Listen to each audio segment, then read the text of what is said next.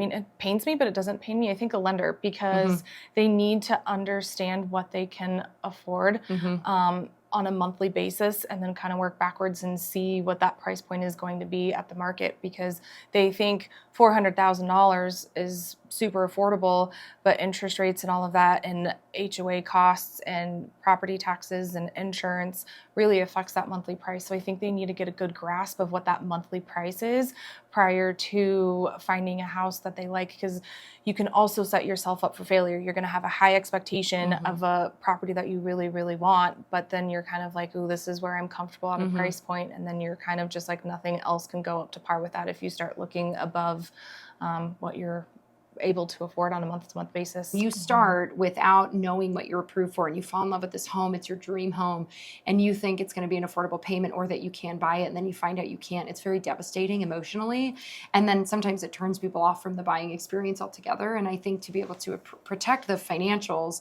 but also the emotions involved in buying, it unfortunately for realtors, I think it does make sense to start with a lender. And then for real estate agents' sake, they work weekends and evenings, and they're taking time away from their families and from their kids.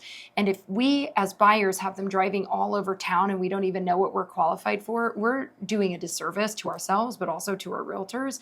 And none of us get paid until a loan closes, right? So until a transaction hits the closing table, nobody's getting paid for it. And you've got them going to every showing, and you've got them driving back and forth across town.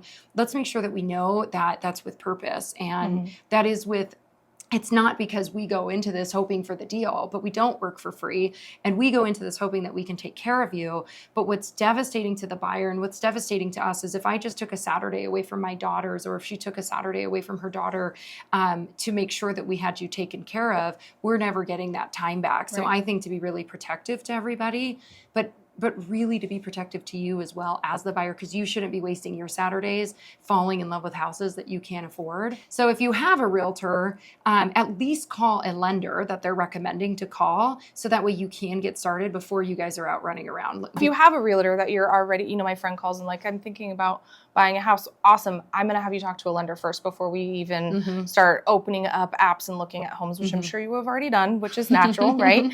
But definitely need to have that conversation first.